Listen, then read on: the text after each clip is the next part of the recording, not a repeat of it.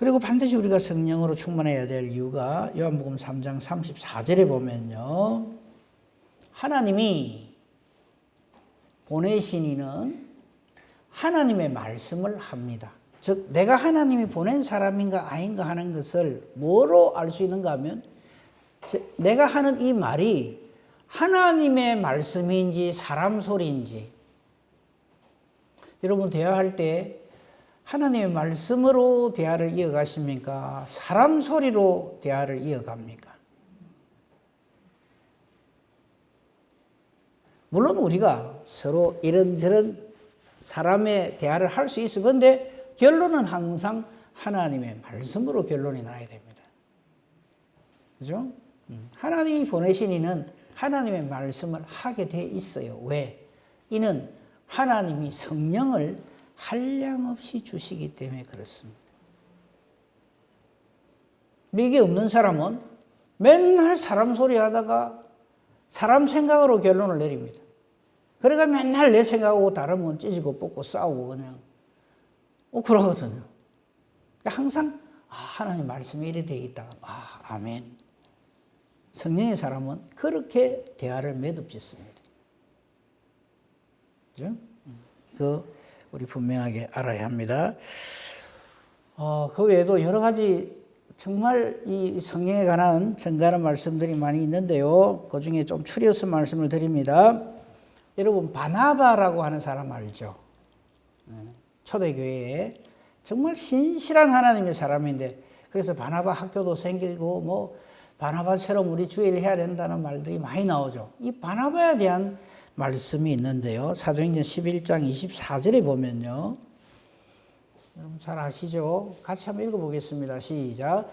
바나바는 착한 사람이요 성령과 믿음이 충만한 사람이라.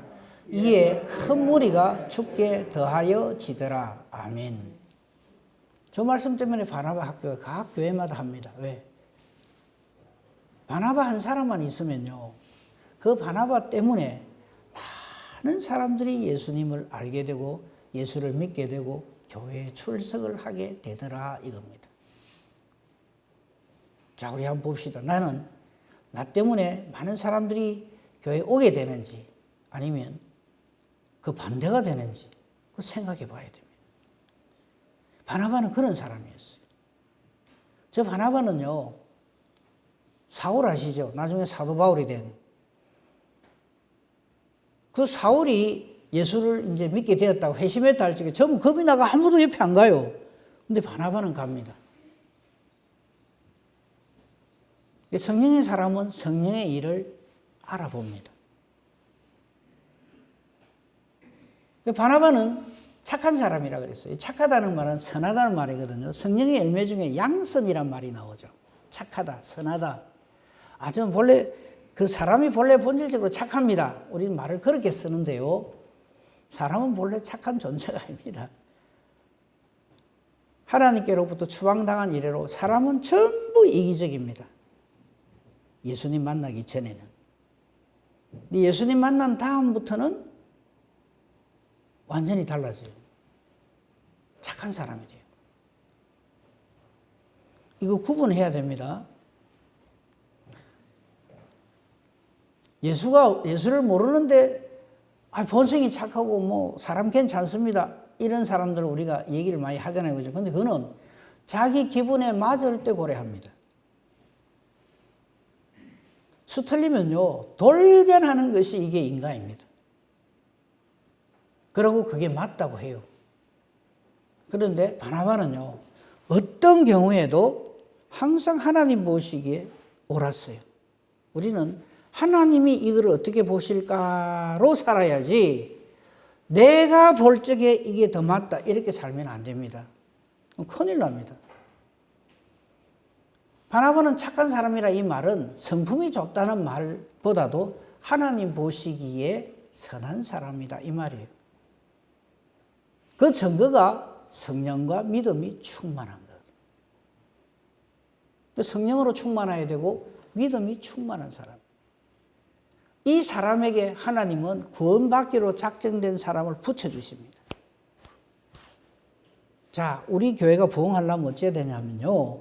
우리 한 사람 한 사람이 바로 저 바나바가 되어야 되고요. 하나님이 구원 주시기로 작정한 사람들을 어디다 보내겠어요? 바나바가 많은 교회에다 보내죠. 그래서 교회가 부흥해야 됩니다. 근데 한국 교회는 그런 면에서 조금 문제가 있어요. 아니, 상당히 심각한 문제가 있어요. 덩치가 커져가지고 자기들끼리 잘 모르고, 저는 그거 교회 아니라고 생각합니다. 그건 기업이지. 절대 교회는 그러면 안 됩니다. 그거 가면 사업하는 사람들이 편하게 잘 되더라, 이래가 막 몰려드는 거거든요. 그건 하나님의 집을 장사하는 그걸로 만드는 거지. 그건 절대 그러면 안 돼요. 지금 이 시간에 그걸 얘기하는 시간이 아니니까요. 자, 바나바는 성령이 충만했어요. 그러니까 하나님께서 그에게 더 많은 일을 맡기시는 거죠. 우리가 성령으로 충만해야 될 이유가 여기에 있죠. 그렇죠? 그 다음에요, 누가복음 11장 13절 말씀을 보면요. 목사님, 그러면 성령을 나는 받고 싶은데 뭐 어쩌면 됩니까? 성령 받으려고 그러면은 뭐 어떤 일이 벌어집니까? 무슨 현상이 일어납니까? 이렇게 생각하는 분들에게 이 말씀을 답으로 드립니다. 너희가 악할지라도 좋은 것을 자식에게 줄 알거든. 그렇죠? 우리 자식한테 얼마나 잘해주려 합니까? 하나님 보시기에 우리가 악해도 좋은 거 있으면 자식한테 주려고 애를 쓰잖아요. 그죠? 그래서 세상 사람들도 부모님 사랑은 참 우리가 귀하게 생각한다 이렇게 하잖아요. 그죠? 지금 그 예를 드는 거예요. 너희가 악할지라도 좋은 것을 자식에게 줄 알거든. 하물며, 잘 들어보세요. 너희 하늘 아버지께서 구하는 자에게 성령을 주시지 않겠느냐 하시니라.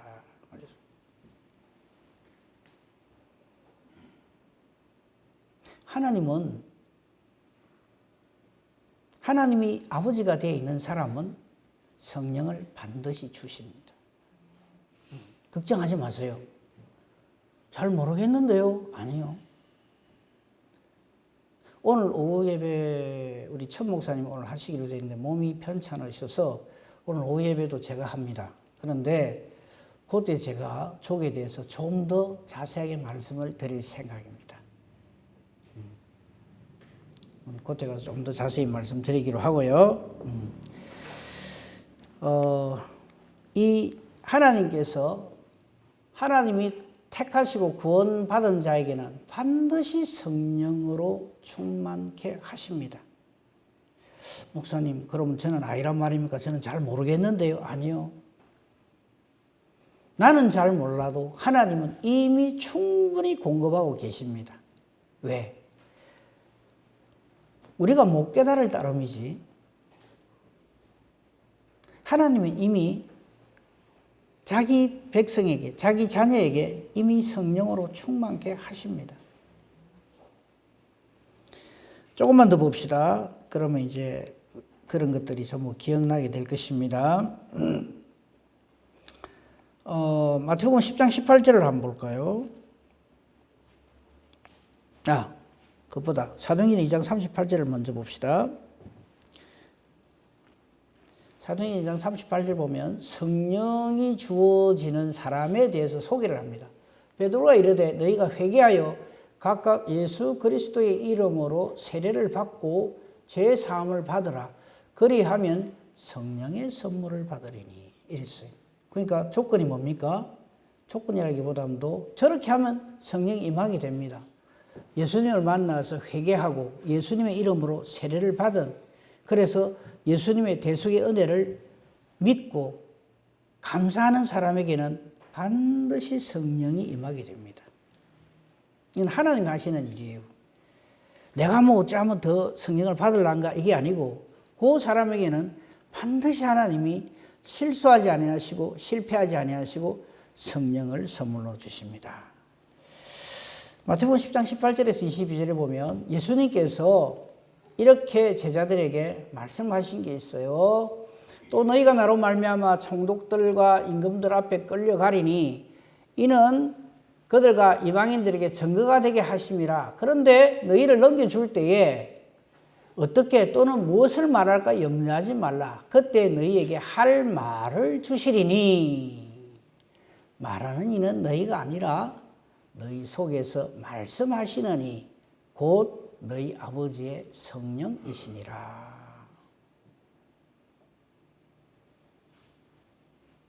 말 잘하려고 애쓰지 마십시오. 하나님 아버지께서 성령을 우리에게 주셔서 성령이 말하게 하십니다. 베드로 보십시오. 지금 오늘 우리가 본문을 읽었던 그 말씀도 이 베드로가 이제 곧 엄청난 설교를 하잖아요. 이게 베드로의 능력이 아니에요. 베드로는 원래 배움이 없던 사람입니다. 그런데 성령이 임하니까 놀랍도록 하나님의 큰 일을 말하는 거예요. 이게 성령의 역사하심입니다. 목사가 설교를 잘하는 거는요, 그 사람이 똑똑해서 그 사람이 배움이 있어서 그 사람이 뭔가를 좀 많이 알아서 책을 많이 읽어서 하나의 방법이 될 수 있죠. 근데 그게 절대 본질이 아닙니다. 성령으로 충만함을 입으면 성령께서 말하게 하심을 따라서 말하게 돼 있어요.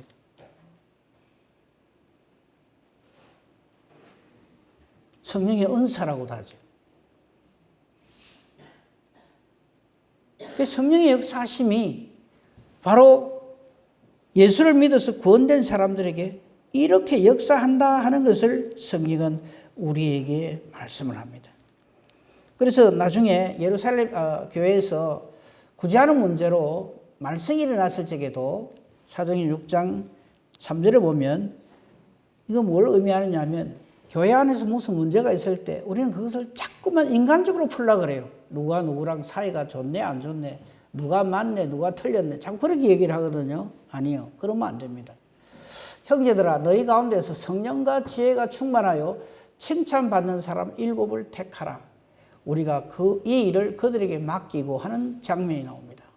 저기서 말하는 성령과 지혜가 충만한 사람, 그래서 하나님과 사람 앞에 칭찬받는 그 사람이 하나님의 사람, 하나님의 일꾼이 됩니다. 우리 교회 모든 성도님들은 바로 저러해야 합니다. 성령과 지혜가 충만해야 됩니다. 성경에서 말하는 지혜는 예수님으로 바꿔 쓸 수가 있어요. 그래서 예수님이 우리 마음에 거하시고 성령이 충만한 그 사람이 주의 일을 하게 되어 있습니다. 우리는 그렇게 주의 일을 감당하는 사람이 되어야 합니다. 심지어 성령께서는요, 어떤 역사까지 하는가 하면 로마서 8장 26절을 한번 보시면요, 이와 같이 성령도 우리의 연약함을 도우시나니 우리는 마땅히 기도할 바를 알지 못하나 오직 성령이 말할 수 없는 탄식으로 우리를 위하여 친히 간구하시느니라. 아멘. 기도 못한다고 걱정하지 마세요. 우리 기도 못하는 거 하나님이 잘 아십니다. 보세요. 마땅히 기도할 바를 몰라요. 어쩌면 기도 잘합니까? 목사님 저 기도 자꾸 시키는데 나 기도 못합니다. 어쩌면 기도 잘합니까? 우리는 뭐 기도해야 될지도 몰라요. 해야 될 기도도 안 하고. 그런데 성령께서는 우리의 그러함에 상관없이 말할 수 없는 탄식으로 우리를 위해서 친히 간구하고 계십니다. 그래서 성령 하나님을요, 자꾸만 가만 계세요. 내가 요래가 성령 충만함을 드러내고야 말겠습니다. 이런 식으로 성령 충만함을 이루려고 하면 안 됩니다. 하나님의 일은요, 하나님이 보내신 예수님을 믿는 것이 하나님의 일입니다. 예수님 감사합니다. 나 같은 죄인을 구원해 주셔서 감사합니다. 그게 하나님 일하는 거라고요. 그 사람에게 성령이 역사하신다고요. 목사님, 저는 아무것도 모르겠는데요. 내게는 아무 변화가 일어나지 않는데요. 예, 그거 누구나 다 마찬가지예요. 제가 오늘 새벽에도 그 얘기를 했는데, 모세가 없으면 출애굽이 안 일어납니까? 우리는 우리는 출애굽을 모세 작품이라고 자꾸 착각을 해요. 모세 없어도 출애굽은 하나님의 일입니다. 누구를 통해서든 반드시 하십니다. 베드로하고 바울이 없으면 복음이 땅끝까지 전가 안 됩니까? 천만의 말씀입니다. 이 모든 하나님의 일을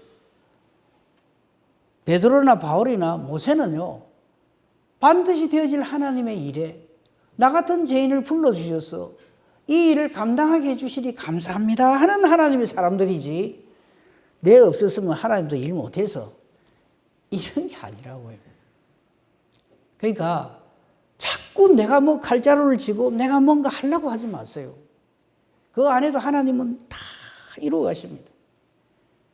놀라운 말이 하나 있죠. 세례요한이 한 말입니다. 하나님은 돌 가지고도 아브라함 자손을 능히 만들어내십니다. 이게 무슨 뜻일까요?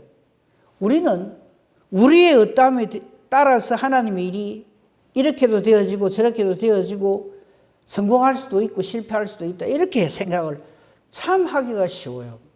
전혀 아닙니다. 전혀 아닙니다. 상처받을까 싶어서 말씀을 못 드리겠는데, 우리는 이 땅에 태어나지 않아도 하나님은 하나님이시고요, 하나님은 하나님의 일을 반드시 해나가십니다. 그것 좀 생각해 보세요. 내가 태어나서 하나님의 일이 됩니까? 안 태어나면 그러면 하나님은 안 계십니까? 천만에요.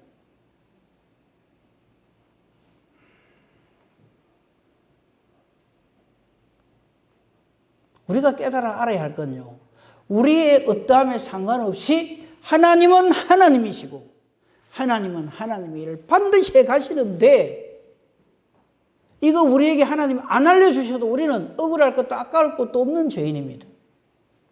그런데 이것을 우리에게 알게 해주시는 거예요. 지금 이 자리에 함께 있는 분들이 바로 그 하나님의 은혜와 사랑의 대상인 그 증거가 바로 이런 현상들입니다.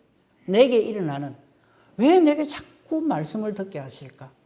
왜 내게 자꾸 예수님, 하나님, 성령님, 하나님 말씀, 이런 말씀들을 듣게 하실까? 이게 하나님의 역사하심이에요. 그러니까 내가 자꾸 칼자루를 치려고 하지 마세요. 그냥 모른다 하시면 돼요. 아니면 안 되면 안 된다고 하십시오.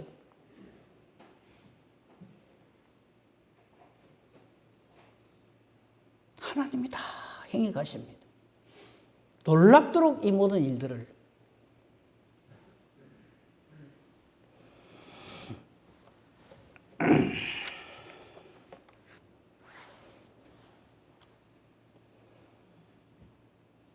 고린도전서 12장 3절을 한번 봅시다. 결론 삼아서 한 두세 말씀만 더 보도록 하겠습니다. 같이 한번 읽어볼까요? 시작. 그러므로 내가 너에게 말하노니 알리노니 하나님의 영으로 말하는 자는 누구든지 예수를 저주할 자라 하지 아니하고, 또 성령으로 아니하고는 누구든지 예수를 주시라 할 수 없느니라. 아멘. 예수님을 나의 주 나의 하나님으로 신앙 고백하시잖아요. 그게 내가 하는 것처럼 그렇게 우리는 생각되잖아요. 아닙니다. 성령으로 아니하고는 예수님을 나의 하나님, 나의 주님, 나의 구원주라 할 수 없어요. 내가 못 깨닫기 때문이지.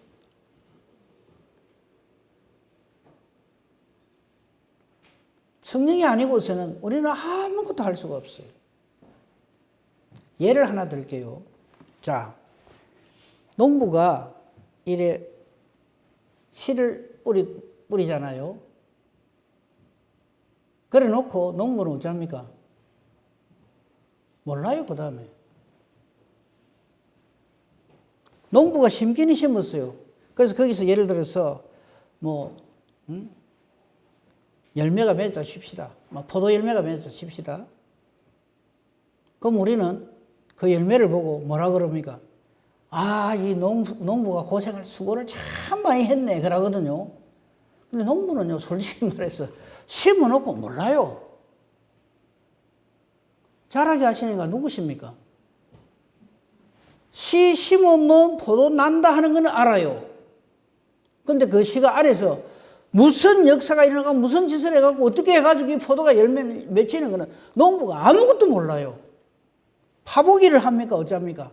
요거 요때 심어 놓으면 시간 지나고 뭐 몇 월 달 되면 거기서 포도가 열리더라. 요거 뺏기 몰라요. 근데 농부가 농사를 지어요? 비는 누가 주시는데요? 햇빛은 누가 주시는데요? 땅의 원래 주인이 누구신데요? 우리의 구원이 그런 거와 같다는 거예요. 우리는 그저 나타나는 현상만 볼 따름이지 실제로 일하시고 역사하시는 분은 하나님이시다. 모든 것이 그래요. 어부들이 물고기를 잡잖아요. 경험입니다, 전부. 이 달에 어느 지역에 가서 어느 곳에서 던지면 명태가 많이 잡히더라. 명태지가 지가라고 해서 죄송한데 그 어부가 뭐 존재하기를 하게 했습니까? 뭘 어쨌습니까? 아무것도 한 게 없어요. 전부 하나님이 다 주시는 거예요. 살다 보니 경험상 이래 하니까 이래 되더라. 근데 우리는 물고기 한 마리가 막 이게 우리 상에 오기까지 어부가 얼마나 수고를 했고, 맞긴 맞아요. 근데 전부 하나님이 하시는 일. 그래서 어떻게 보면 세상 쉬운 일이 예수 믿는 일이고, 이를 깨달아 알지 못하면 세상 어려운 일이 예수 믿는 일입니다. 안 믿어지거든.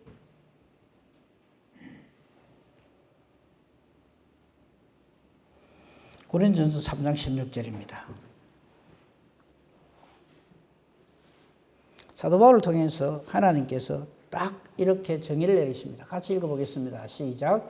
너희는 너희가 하나님의 성전인 것과 하나님의 성령이 너희 안에 계시는 것을 알지 못하느냐. 아멘이요. 모를 수 있어요. 근데요, 안심하십시오. 내가 모른다고 해서 성령님이 섭섭해갖고 그럼 나 니한테 안 있을란다고 나가고 안 그러십니다. 걱정도 하지 마세요. 나중에 구원받고 난 다음에 깨달아 알아요. 그래서 이런 표현을 하는 겁니다. 만세 전부터 하나님께서 나를 택하셨구나. 그것밖에 할 말이 없는 거예요. 사도 바울도요, 그 전에 자기 생각으로는 예수 믿는 사람 다 두드리 잡았어요. 근데 예수님이 자기에게 나타나 주시고 이래 해가지고 대사도 바울이 됐잖아요. 뭐라고 표현하는지 아십니까? 내 어머니의 태로부터 나를 탁 택정하신 예수님께서 때가 되매 나를 불러주셨다. 이렇게 표현을 합니다. 자기 공로가 아니라는 거예요. 자기의 어떠함에 의해서 일이 되어지고 안 되어지고가 아닙니다. 한 가지 분명히 말씀드릴 수 있는 것은 지금 이 자리에 계신 저와 우리 성도님들은 틀림없이 하나님이 만세전부터 택하신 사람들입니다. 그래서 이 말씀을 듣게 하시는 거예요. 그렇구나. 다시 읽어봅니다. 제가 읽겠습니다. 너희는 너희가 하나님의 성전인 것과, 그러니까 이 콘크리트, 이 사면, 이게 육면, 이 공간이 만드는 이 공간이 교회가 성전이 아니에요. 교회 성전의 정의는 성령이 계신 사람이 바로 성전입니다. 그래서 너희는 너희가 하나님의 성전인 것과 하나님의 성령이 너희 안에 계시는 것을 알지 못하느냐? 무슨 말이에요? 알아라 이 말이에요.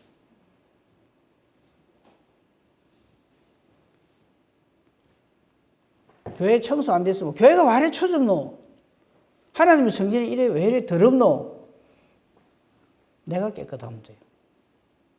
내가 바로 하나님의 성전인 것을 깨달아 알고 나를 깨끗하게 하는 그게 바로 교회 청소 잘하는 겁니다. 목사님 그랬으니까 언제부터 우리 청소 안 하랍니다. 그러지 마시고요. 네? 이걸 깨달아 알아야 됩니다. 이걸 깨달아 알면요, 말할 수 없는 감사와 감격으로 충만해집니다. 누가 내한테 시비 걸고 누가 뭐 할 소리 안 할 소리 해도 그거 아무것도 아닌 말이 돼요. 몰라서 저란다. 나도 이전에 모를 때는 저랬다. 이래 되는 거죠. 한 말씀만 더 읽고 마치겠습니다. 고린도서 13장 13절입니다. 이 고린도서 13장 13절은 매주일마다 제가 이거를 읽었는데 모르셨죠? 축도입니다. 우리 주 예수 그리스도의 은혜와 하나님의 사랑과 성령의 교통하심 너희 머리와 함께 있을지어다. 저게 축도의 가장 기본 골격입니다. 보세요. 저는 이렇게 하죠. 우리 주 예수 그리스도 십자가 대속의 은혜와 하나님 아버지의 독생자 주시는 말로도 할 수 없는 사랑과 말을 몇 개 더 넣었지. 저 글자는 한마디도 빠지면 안 돼요. 주 예수 그리스도의 은혜와 하나님의 사랑과 그 다음에 이를 깨달아 알게 하시는 이 하나님의 은혜와 사랑을 깨닫게 하시고 믿어지게 하시는 성령 하나님의 교통하심이 저는 그렇게 축도를 하죠. 근데 성령에 대해서 뭐 감동하시고 함께 하시고 뭐 막 많이 하는데 그런 거 다 필요 없고요. 교통이란 말이 반드시 들어가야 됩니다. 성령의 교통하심. 교통이라는 게 뭡니까? 오고 가고 하는 거잖아요. 저와 여러분의 하나님의 자녀인 증거는 성령이 왕래를 하셔야 돼요. 교통하셔야 돼요. 성령과 딱 연결되어 있어야 된다. 이 말입니다. 성령 하나님은 잘 모르겠는데요. 내한테 계시는가 안 계시는가. 예수 믿는 그 증거가 바로 성령이 계신다는 증거입니다. 이 성령의 역사심에 대해서 오늘 오후에 조금 더 말씀을 드릴게요. 그러면 좀 더 이해가 될 것입니다. 근데 이거는 또 미리 말씀드립니다만요. 우리 사람이 이해한다고 해서 이게 되어지고 이해를 못해서 안 되어지고 하지 않죠. 우리가 뭐 다 알아서 그 일이 벌어지는 건 아니거든요. 우리 지금 이제 이 뭐 지구가 돌아가고 우주가 이렇게 운행되고 이거 하는 거 여러분 다 아십니까? 아무도 몰라요. 세계 최고의 과학자가 안다고요? 어림도 없는 소리입니다. 모릅니다. 전혀 몰라요. 근데 하나님은 그렇게 운행해 가십니다. 그래서 하나님이십니다. 알고 모르고의 차이가 아닙니다.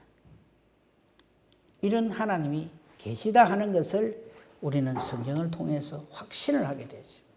이걸 믿음이라고 합니다. 이 믿음이 없이는 하나님을 기쁘시게 하지 못합니다. 이 믿음으로 그러니까 이런 걸 알면 알수록 우리는 점점 더 하나님 앞에서 겸손해질 수밖에 없어요. 뭘 안다고 뭐 이렇게 할 그게 못 되는 겁니다. 전적인 하나님의 은혜와 사랑으로 이 모든 것들이 내게 이루어지고 있다는 것을 확신을 하고 모든 영광 하나님 앞에 돌리는 정말 복된 지혜로운 저와 여러분이기를 우리 주님의 이름으로 축복하며 축원합니다. 아멘. 감사합니다 하나님. 무지몽매한 저희들에게 말씀을 주심으로 창조주 하나님을 깨달아 알게 해 주시니 감사합니다. 이 하나님이 우리를 이처럼 사랑하시사 독생자 주심을 감사합니다. 또한 저의 대속의 죽음과 부활로 승리하심을 믿게 해 주시는 믿음을 선물로 주심을 감사하고 이를 성령으로 충분하게 증명해 주시니 감사합니다. 오늘 성령 강림절을 맞이해서 성령이 나는 모르지만 나와 함께 계심을 다시 한번 깨달아 알게 해주시니 감사합니다.